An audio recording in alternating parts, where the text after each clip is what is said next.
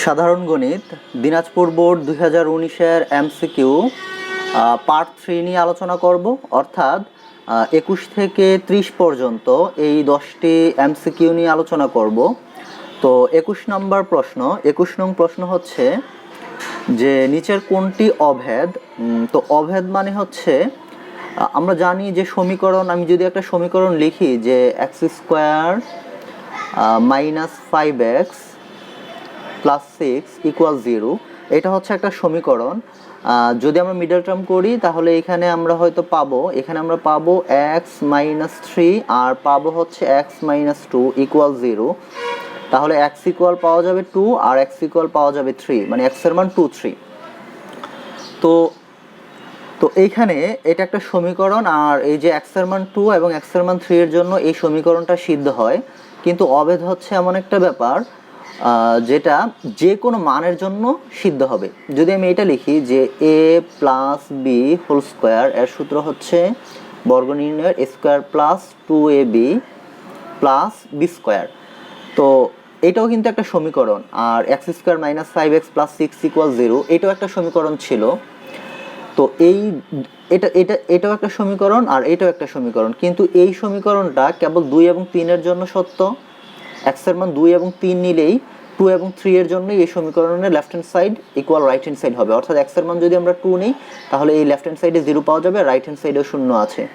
আর x এর মান 3 নিলেও এই লেফট হ্যান্ড সাইডে 0 পাওয়া যাবে আর রাইট হ্যান্ড সাইডে তো 0 আছে। কিন্তু এখানে a plus b whole square, a এবং b এর যে কোনো মানের জন্য লেফট হ্যান্ড সাইডে যত মান পাওয়া যাবে রাইট হ্যান্ড সাইডেও ঠিক তত মান পাওয়া যাবে। কেবল দুইটা মানের জন্য না, অসংখ্য মানের জন্য এই সমীকরণটা সিদ্ধ হবে। তাহলে এই জন্য অসংখ্য মানের জন্য যেহেতু এই সমীকরণটা সিদ্ধ হবে, এই জন্য তাকে বলতে পারবো আমরা অভেদ। আর এটা যে কেবল নির্দিষ্ট দুটি মানের জন্য সিদ্ধ হবে, তাহলে এটা হচ্ছে সমীকরণ। তাহলে সকল বীজগণিতীয় যে সূত্রগুলো আছে সেই সূত্রগুলোকে আমরা অভেদ হিসেবে চিহ্নিত করতে পারবো। তো এইখানে নিচের কোনটি অভেদ সেটা আমাদের দেখতে হবে। এই যে প্রথম অপশনটা, সেটা হচ্ছে এই যে x - 3 whole square plus x plus 3 whole square equal 2 × x² plus 9। তো এই যে 2 × x² প্লাস 9, এটাকে যদি আমি লিখি 2 × x² আর 9কে আমি 3 স্কোয়ার লিখে দিতে পারি, তাহলে 2 × x² প্লাস 3 স্কোয়ার। তো আমরা একটা সূত্র জানি যে 2 × a² plus b²। 2 × a² plus b² এর সূত্র হচ্ছে 2 × a² প্লাস b² এর সূত্র হচ্ছে a plus b whole square plus a minus b whole square. তো এটাও ঠিক সেম, 2 × a² প্লাস b² হয়ে গিয়েছে। a বলতে হচ্ছে x আর b বলতে 3।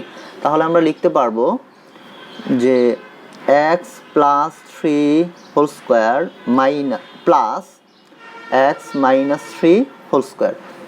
তাহলে 2 × a² প্লাস b² এর সূত্র হচ্ছে এটা। আর এখানেও তাহলে 2 × x² আর 9কে তো আমরা 3 স্কোয়ার লিখতে পারি। তাহলে 2 × a² প্লাস b² এর পরিবর্তে a plus b whole square plus a minus b whole square, আর b বলতে হচ্ছে 3। তাহলে এই যে ক নাম্বারটা একটা বীজগণিতীয় সূত্রকে সমর্থন করে, তাহলে এই ক নাম্বারটা আমরা অভেদ হিসাবে চিহ্নিত করতে পারি। আর কি কোথাও অভেদ আছে? যদি এইখানে আমি গ নাম্বারটা দেখি যে x³ - y³, অর্থাৎ a³ - b³ এর a³ - b³ এর দুইটা সূত্র, একটা উৎপাদকের সূত্র, একটা মান নির্ণয়ের সূত্র। যদি উৎপাদকের সূত্রটা আমরা দেখি তাহলে এটা হবে a minus b into a² plus ab plus b²।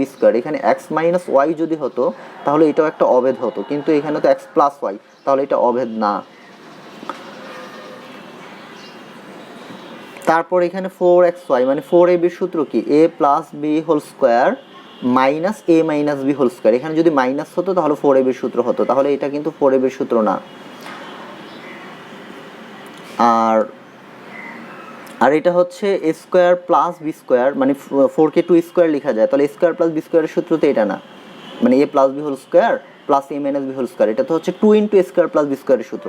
তাহলে এখানে যদি একটা 2 থাকতো গুণ অবস্থায়, আর তাহলে 2 × x² প্লাস 4 থাকতো, তাহলে এটা সত্য হতো।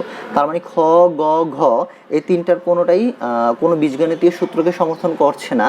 শুধুমাত্র ক নং, এটা হচ্ছে 2 × a² প্লাস b² এই বীজগণিতীয় সূত্রটাকে সমর্থন করছে। তাহলে এই যে আমরা এই ক নংকে বলতে পারি একটি অভেদ, অর্থাৎ 21-এর রেজাল্ট হবে ক। তারপর হচ্ছে 22 নং প্রশ্ন। 22 নং প্রশ্ন হচ্ছে নিচের তথ্য থেকে 22 আর 23 নং প্রশ্নের উত্তর করতে হবে। এখানে কোণ QPS equal PQS equal 45 degree. QPS অর্থাৎ এই যে এইটুকু কোণ, এই যে QPS এটা হচ্ছে 45 ডিগ্রি এবং PQS হচ্ছে PQS, তাহলে এই যে এই কোণটা এটাও 45 ডিগ্রি। তাহলে আবার এই যে PS বাহুটা এই যে QR এর উপর লম্ব, কারণ এখানে এই যে 90 ডিগ্রি দেখা যাচ্ছে, তাহলে এটা যদি 90 ডিগ্রি হয় তাহলে PSQ এই কোণটাও হবে 90 ডিগ্রি। আচ্ছা, আর এইখানে RPT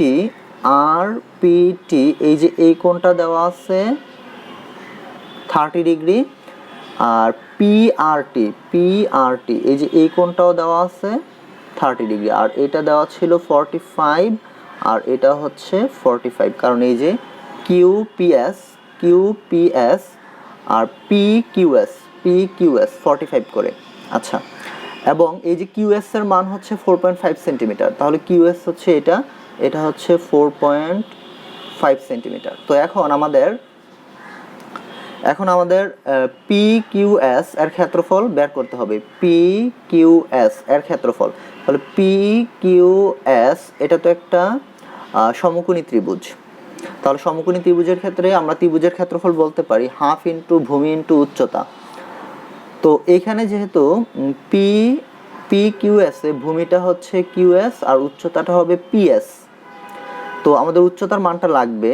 তো উচ্চতার মানটা আমরা কিভাবে পাবো?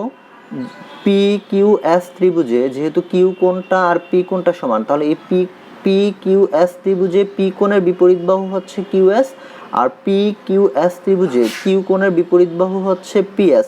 যেহেতু কোণ দুইটা সমান, তাহলে তাদের বিপরীত বাহু দুইটাও সমান হবে। তাহলে P কোণের বিপরীত বাহু QS 4.5, তাহলে Q কোণের বিপরীত বাহু হচ্ছে PS, এটাও হবে 4.5 সেন্টিমিটার। তাহলে এখন PQS ত্রিভুজের ক্ষেত্রফল আমরা বের করতে পারি। হাফ ইন্টু ভূমিটা হচ্ছে PQS, এই ত্রিভুজের ক্ষেত্রফল যদি আমরা বের করি, হাফ ইন্টু ভূমি হচ্ছে আমি ধরে নিতে পারি QS, হাফ ইন্টু ভূমি, আর উচ্চতা হচ্ছে PS, তাহলে এটা হচ্ছে PQS ত্রিভুজের ক্ষেত্রফল। তাহলে হাফ QS এর পরিবর্তে লিখতে পারি 4.5 আর PS এর পরিবর্তে লিখতে পারি 4.5। এখন যদি ক্যালকুলেটর ইউজ করি তাহলে 4.5 ইন্টু 4.5 ইকুয়াল হচ্ছে এটা, আর এটাকে ভাগ করতে হবে 2 দ্বারা, তাহলে ভাগ 2, রেজাল্ট হচ্ছে এটা, আর এটা হচ্ছে 10.125, তার মানে এখানে আছে 10.13। তাহলে যেহেতু 5 আছে 1 যোগ হবে, তাহলে এখানে 22-এর রেজাল্ট হচ্ছে এটা হচ্ছে 10.125। আর যেহেতু এখানে আমরা দশমিকের পর দুই ঘর নিব, তাহলে তৃতীয় ঘরে যদি 5 বা তার বেশি থাকে তাহলে আর আগের ঘরের সাথে 1 যোগ হবে। তাহলে তৃতীয় ঘরে যেহেতু 5 আছে, তার আগের ঘরের সাথে 1 যোগ হবে, যোগ হয়ে এটা 2, 3 হয়ে যাবে। তাহলে রেজাল্ট হচ্ছে 10.13 স্কোয়ার সেন্টিমিটার। তাহলে 22-এর রেজাল্ট হচ্ছে 3। তারপর 23 নং কোশ্চেন হচ্ছে যে SPT ইকুয়াল কত? SPT ইকুয়াল কত? কোণ SPT, তাহলে কোণ SPT এর মান আমাদের বের করতে হবে। তাহলে আমরা দেখি যে SPT অর্থাৎ এই যে এই কোণটা, এই কোণের পরিমাণ আমাদের বের করতে হবে। SPT এই কোণের পরিমাণ আমাদের বের করতে হবে। তো এখন এই যে PQR ত্রিভুজে আমরা জানি যে ত্রিভুজের 3 কোণের যোগফল হচ্ছে 180 ডিগ্রি। যে কোনো ত্রিভুজের 3 কোণের যোগফল হচ্ছে 180 ডিগ্রি। তাহলে এই যে PQR মানে পুরো ত্রিভুজে এই যে এই P কোণ, এই পুরো P কোণ, আর এই Q কোণ আর এই যে R কোণ, এই 3 কোণের যোগফল হবে 180 ডিগ্রি। তাহলে লিখতে পারি এই যে কোণ P প্লাস কোণ Q প্লাস কোণ R ইকুয়াল আমরা লিখতে পারি 180 ডিগ্রি। আর কোণ Q এর মান 45 ডিগ্রি আর কোণ R এর মান 30 ডিগ্রি। তাহলে এটা কোণ পি, আর কিউ এর মান হচ্ছে 45 আর আর এর মান হচ্ছে 30 ইকুয়াল হচ্ছে 180, বা এখন এই যে কোণ পি আর 40 আর 30 যোগ করলে হবে 45 প্লাস 30, এটা হবে 75, তাহলে 180 মাইনাস 75, তাহলে সুতরাং কোণ পি এর মান পাওয়া যাচ্ছে, কোণ পি এর মান পাওয়া যাচ্ছে হচ্ছে 105 ডিগ্রি। তাহলে এই যে পুরো কোণ পি, এই যে পুরো কোণ পি সেটা হচ্ছে 105 ডিগ্রি। তাহলে এই পুরো পি কোণটা হচ্ছে Q P S plus S P T plus T P R, এই তিনটা কোণের যোগফল হচ্ছে পুরো পি কোণ। তাহলে এই যে প্রথম কোণটা তো 45 ডিগ্রি, আর এই দ্বিতীয় কোণের পরিমাণ আমাদের বের করতে হবে, অর্থাৎ এস পি টি এই কোণের পরিমাণ বের করতে হবে, আর টি পি আর এটা দেওয়া ছিল উদ্দীপকেই 30 ডিগ্রি। আর পুরো পি কোণের পরিমাণ আমরা পেয়ে গেলাম, এই যে পুরো পি কোণের পরিমাণ আমরা পেয়ে গেলাম হচ্ছে 105 ডিগ্রি। তো এখন তাহলে 105 থেকে আমরা এই 45 আর 30 বিয়োগ করে দিলেই আমাদের এই যে এই এসপিটি কোণের পরিমাণটা বের হবে। তাহলে 180 মাইনাস বিয়োগ করতে হবে 45 প্লাস 30, অর্থাৎ 75 বিয়োগ করতে হবে,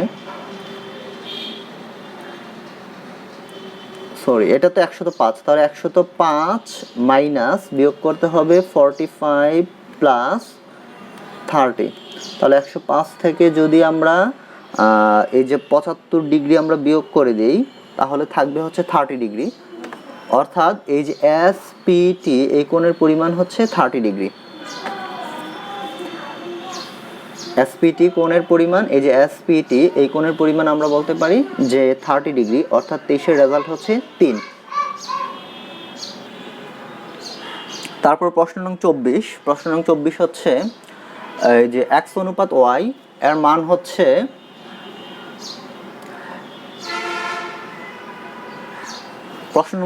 x অনুপাত y এর মান হচ্ছে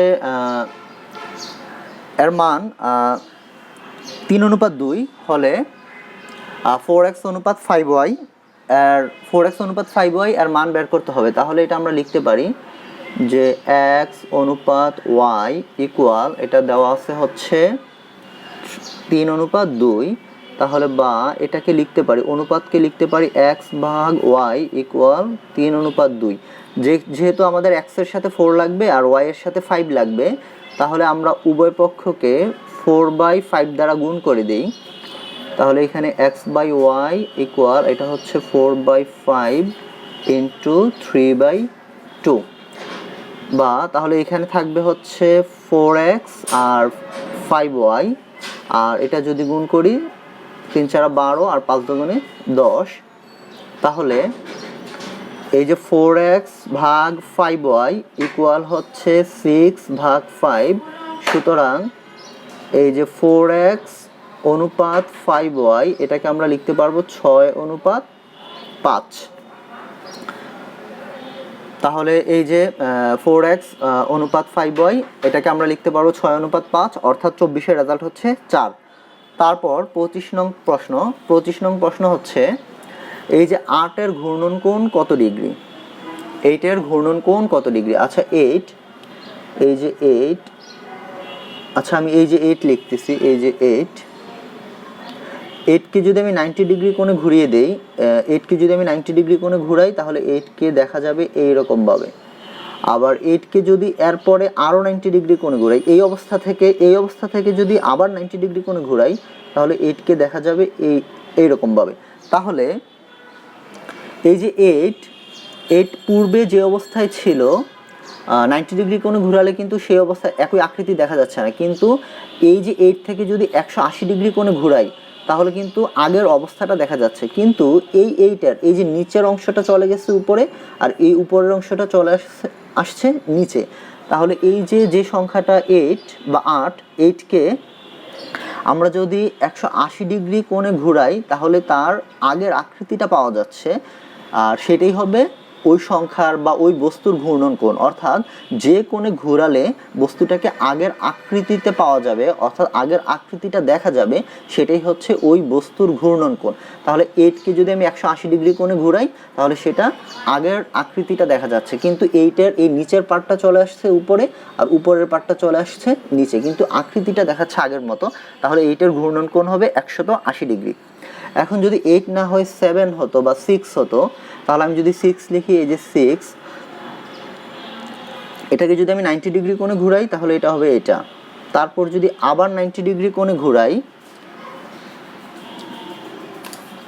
তারপর যদি আবার আমি 90 ডিগ্রি কোণে ঘুরাই, এই 6কে যদি আবার 90 ডিগ্রি কোণে ঘুরাই, তাহলে 90 ডিগ্রি কোণে ঘুরালে 90 ডিগ্রি কোণে ঘুরালে এই যে এটা এরকম হয়ে গেছে, আবার 90 ডিগ্রি কোণে ঘুরালে এটা হয়ে যাবে এইরকম। তারপর যদি আবার 90 ডিগ্রি কোণে ঘুরাই, এই যে এটাকে যদি আবার 90 ডিগ্রি কোণে ঘুরাই, তাহলে এই যে এটা এরকমভাবে ঘোরানো হলো। এটা আবার যদি 90 ডিগ্রি কোণে ঘুরাই আমরা, তাহলে এটাকে পাবো এইরকম। তারপর আবার 90 ডিগ্রি কোণে ঘুরালে পাবো এইরকম। অর্থাৎ 6কে এখানে 90 90 90 90 চারটা 90 ডিগ্রি কোণে ঘুরালে তাহলে এটা 6কে আগের অবস্থানে পাওয়া যাচ্ছে, অর্থাৎ তাহলে 6-এর ঘূর্ণন কোণ হবে 180 ডিগ্রি। তাহলে ঘূর্ণন কোণ হচ্ছে যে যত ডিগ্রি কোণে ঘুরালে ওই সংখ্যা বা বস্তুটাকে আগের আকৃতিতে পাওয়া যাবে, সেটাই হচ্ছে ওই সংখ্যা বা বস্তুর ঘূর্ণন কোণ।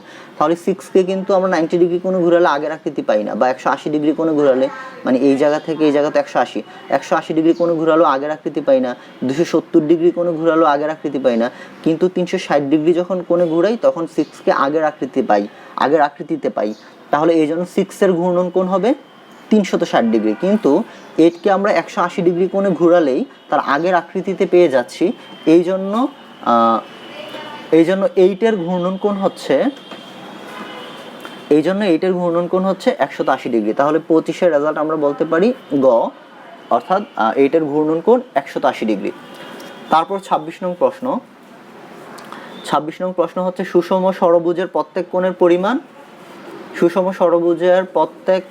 পরিমাণ কত? তাহলে সুষম একটা ষড়ভুজ অঙ্কন করে নিই আমি।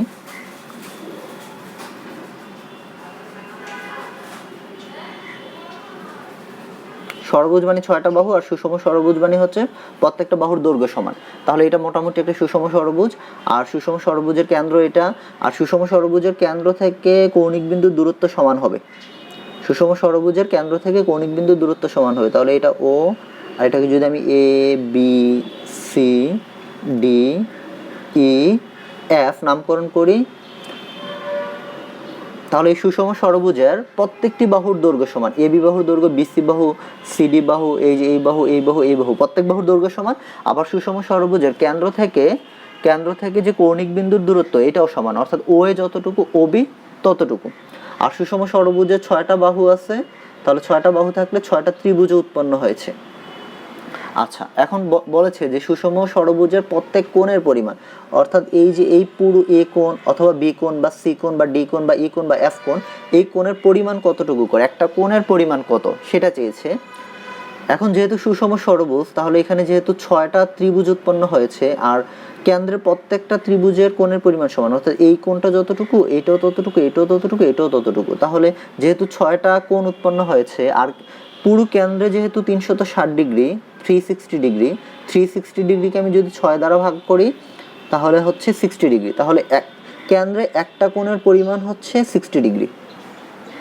এখন ও এ বি এটা একটা ত্রিভুজ, ও এ বি ত্রিভুজে ও এ বাহু আর ও বি বাহু সমান। তাহলে যেহেতু এই বাহুটা আর এই বাহুটা সমান, বাহু দুইটা সমান, তাদের বিপরীত কোণ দুইটাও সমান হবে। তাহলে ও এ বাহুর বিপরীত কোণ হচ্ছে এই যে বি কোণটা, মানে ও বি এ, পুরো বি কোণ না, ও বি এ। আবার এই যে ও বি বাহুর বিপরীত কোণ হচ্ছে ও এ বি, অর্থাৎ এইটুকু। তাহলে এই কোণটাকে আমি থিটা ধরে নিই, তাহলে এই কোণটাও থিটা।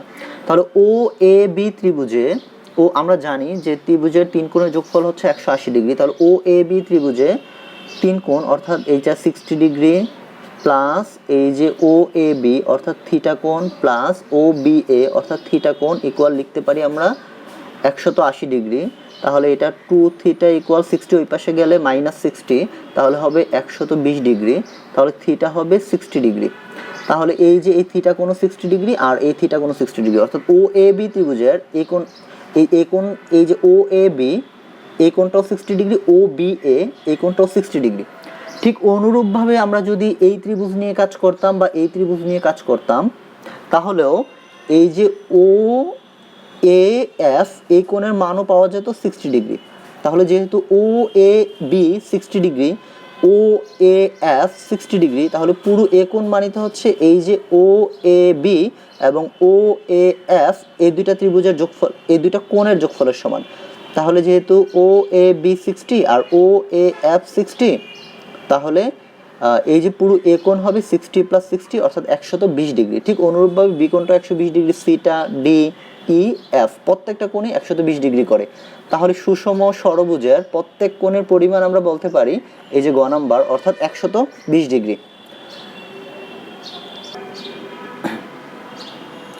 তারপর নিচের তথ্য থেকে আমাদের 27 আর 28 নং প্রশ্নের উত্তর করতে হবে। তো নিচের তথ্যগুলো আমরা দেখে নিই। যে ও হচ্ছে বৃত্তের কেন্দ্র আর জিইটা হচ্ছে 10 সেন্টিমিটার। জি যেহেতু কেন্দ্রের উপর দিয়ে যায়, তাহলে জিইটাকে আমরা বৃত্তের ব্যাস বলতে পারবো। আর তাহলে জিও হচ্ছে ব্যাসের অর্ধেক মানে ব্যাসার্ধ, তাহলে জিওটা হচ্ছে ব্যাসার্ধ, আর ও ইটাও ব্যাসার্ধ, ও এফটাও ব্যাসার্ধ। আর জিডি, এখানে জিডি দেওয়া আছে 4 সেন্টিমিটার, তাহলে এখানে জিডি আমরা লিখতে পারি 4 সেন্টিমিটার। আর জিই যেহেতু 10 সেন্টিমিটার আর জিটা যেহেতু একটা ব্যাস আর জিও হচ্ছে ব্যাসার্ধ, তাহলে ব্যাসার্ধ হচ্ছে ব্যাসের অর্ধেক, তাহলে জিও এটাকে আমরা বলতে পারবো হচ্ছে 5 সেন্টিমিটার। আবার ওইও হচ্ছে 5 সেন্টিমিটার, তাহলে 5 আর 5 যোগ করলে 10 হয়ে যাবে। আর ও জি যেহেতু একটা ব্যাসার্ধ, ও ইটাও একটা ব্যাসার্ধ, ও এফটাও কি একটা ব্যাসার্ধ, তাহলে ও এফ এর মানও হবে 5 সেন্টিমিটার। ওকে।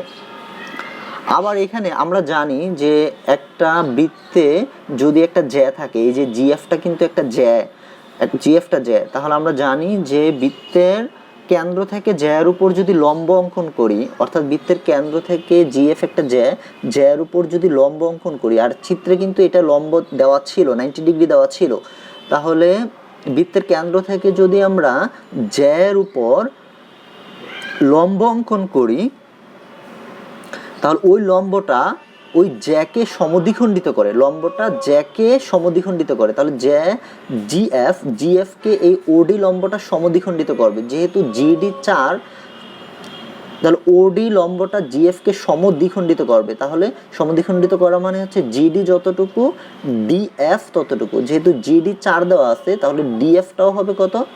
4 সেন্টিমিটার। ওকে, এখন আমরা 27 নং প্রশ্নে যাই। 27 নং প্রশ্নে বলেছে যে ইএফজি মানে হাফ ইএফজি কত, মানে ইএফজি এর অর্ধেক কত। তাহলে ইএফজি কোণ বের করতে পারলে তাকে 2 দ্বারা ভাগ করে দিলেই আমাদের এই যে হাফ ইএফজি বের হয়ে যাবে। এখন এই যে জিএফই এটা কিন্তু একটা অর্ধবৃত্তস্থ কোণ। অর্ধবৃত্তস্থ কোণ মানে কি? অর্ধবৃত্তস্থ কোণ মানে হচ্ছে এই যে জিই একটা ব্যাস না, হ্যাঁ জিই হচ্ছে একটা ব্যাস, আর এই যে জি বিন্দু থেকে শুরু হয়ে আর বৃত্তের পরিধিতে গিয়ে আবার ই বিন্দুতে ব্যাসের অপর প্রান্তে যদি শেষ হয়, এই যে ব্যাসের এক প্রান্ত থেকে শুরু হয়ে পরিধিতে আসার পরে আবার ব্যাসের অপর প্রান্তে গিয়ে শেষ হয়েছে, তাহলে এটা হচ্ছে অর্ধেক বৃত্তের উপর এই কোণটা অবস্থিত। এই যে এই কোণটা জিএফই, এই কোণটা হচ্ছে অর্ধেক বৃত্তের উপর অবস্থিত। আর আমরা জানি যে অর্ধেক বৃত্তের উপর যদি কোনো কোণ হয় সেটা এক সমকোণ হয়। আবার যদি এই যে ছোট বৃত্তচাপের উপর হয় তাহলে এটা হয় স্থূলকোণ, আর বড় বৃত্তচাপের উপর যদি হয় মানে উপচাপের উপর, ছোট বৃত্তচাপ মানে হচ্ছে উপচাপের উপর যদি কোণ হয় তাহলে সেটা হবে স্থূলকোণ। আবার বড় বৃত্তচাপ তাহলে এটা হচ্ছে অধিচাপ। অধিচাপের মধ্যে যদি কোনো কোণ হয় সেটা হবে সূক্ষ্মকোণ। আর যদি এরকম অর্ধেক বৃত্তের উপর যদি কোনো কোণ হয় তাহলে সেটা হবে সমকোণ। তাহলে অর্ধবৃত্তস্থ কোণ এক সমকোণ। এটা হচ্ছে অষ্টম অধ্যায় উপপাদ্যই আছে একটা, যে অর্ধবৃত্তস্থ কোণ এক সমকোণ, অর্থাৎ অর্ধেক বৃত্তের উপর যে কোণ থাকবে সে কোণটা হবে এক সমকোণ। তাহলে জিএফই এই কোণটাকে আমরা বলতে পারবো যে এক সমকোণ। তাহলে GFE এই কোণটা হচ্ছে 90 ডিগ্রি, তাহলে GFE বা EFG এই কোণটা হচ্ছে 90 ডিগ্রি, আর তাকে যদি 2 দ্বারা ভাগ করে দিই তাহলে হবে 45 ডিগ্রি। আচ্ছা, তারপর হচ্ছে 28 নং প্রশ্ন হচ্ছে যে DOF এর পরিসীমা। তাহলে এই জায়গায় দেখি যে 28 নং প্রশ্ন হচ্ছে DOF এর পরিসীমা। DOF হচ্ছে এই ত্রিভুজ, তাহলে এই পরিসীমা মানে হচ্ছে 3 বাহুর যোগফল, তা OD DF আর OF। তাহলে OF, তাহলে এই যে এখানে তো একটা 90 ডিগ্রি আছে, যেহেতু এটা 90 ডিগ্রি তাহলে অবশ্যই এটা 90 ডিগ্রি হবে। তাহলে OF যেহেতু 5 আর DF যেহেতু 4, তাহলে এটা যেহেতু এটা একটা ODF একটা সমকোণী ত্রিভুজ, তাহলে এখানে পিথাগোরাস এই সমকোণী ত্রিভুজে পিথাগোরাসকে সমর্থন করবে।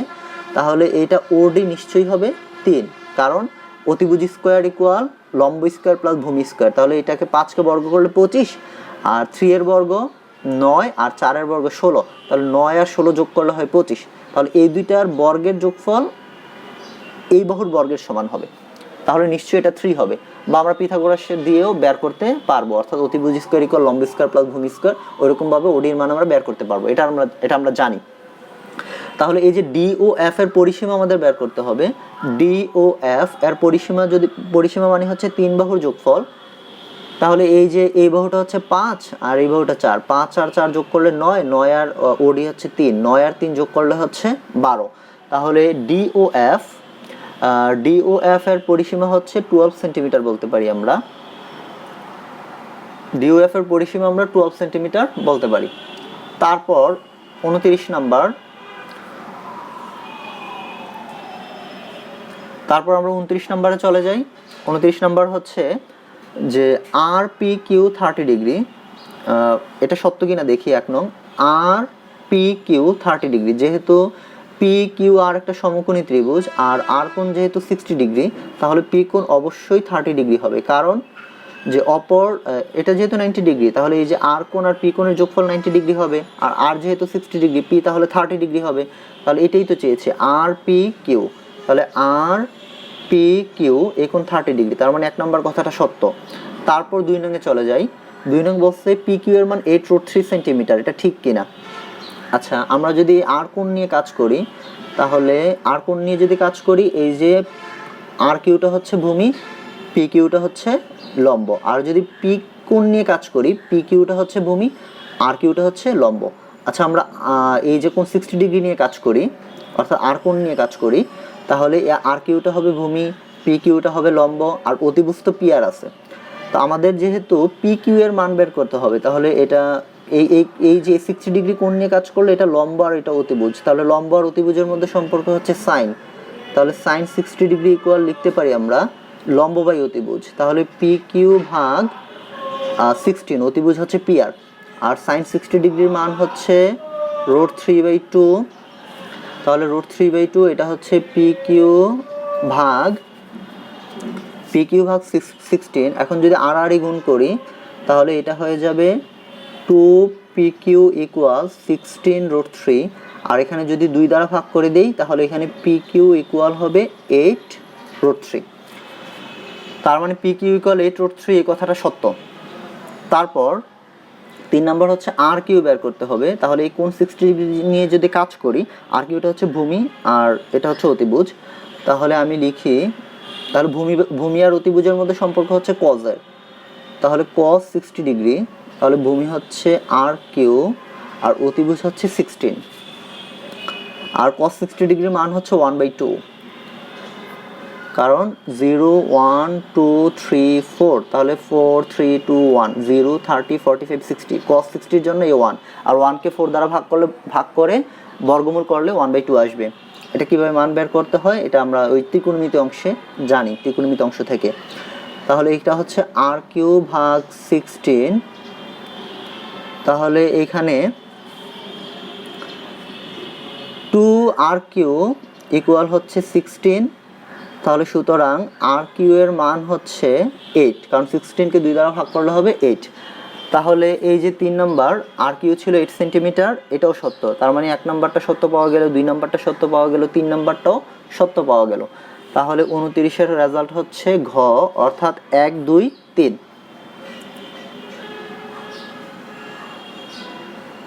তারপর 30 নং হচ্ছে এত সমীকরণের সমাধান সেট নিচের কোনটি? আচ্ছা দেখি তাহলে সমাধান সেট মানে হচ্ছে x এর মান বের করতে হবে, x এর মান নিচের কোনটি?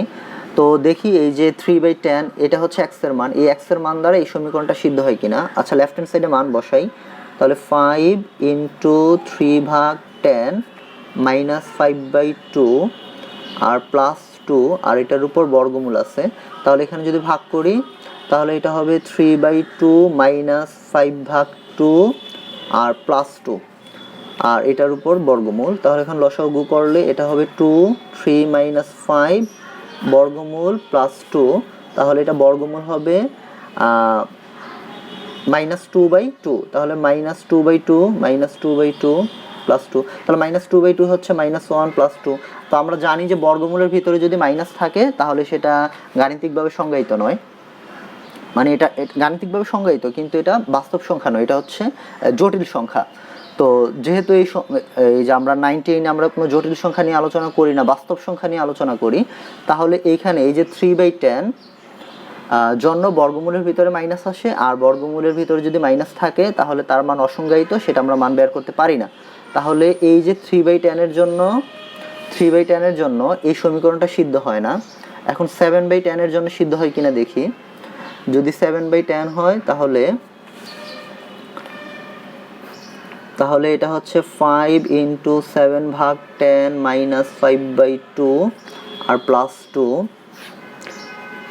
তাহলে এটা হচ্ছে 7/2 মাইনাস 5/2 প্লাস 2, লসাগু করলে হচ্ছে 2, 7 মাইনাস 5 মানে হচ্ছে 2 আর প্লাস 2, তাহলে এখানে হচ্ছে বর্গমূল 1 প্লাস 2, তাহলে বর্গমূল 1 মানে 1 প্লাস 2 তার মানে হচ্ছে 3। তাহলে লেফট এই যে 7/10 এর জন্য x এর মান যদি আমরা 7/10 বসাই তাহলে লেফট হ্যান্ড সাইডে পাওয়া যায় 3, লেফট হ্যান্ড সাইডে পাওয়া যায় 3 কিন্তু রাইট হ্যান্ড সাইডে তো 1, তার মানে 7/10 এটার মান পাওয়া যায় কিন্তু এই মানের জন্য এই সমীকরণটা সিদ্ধ হয় না। আর সমীকরণ সিদ্ধ না হলে তো x এর মান হিসাবে সেটা আমরা গ্রহণ করতে পারবো না, তাহলে 3/10 এটাকে সিদ্ধ করে না, 7/10 এটাকে সিদ্ধ করে না, তাহলে আর এখানে তো ফাঁকা কোনো কিছুই নাই, এটাও সিদ্ধ করবে না।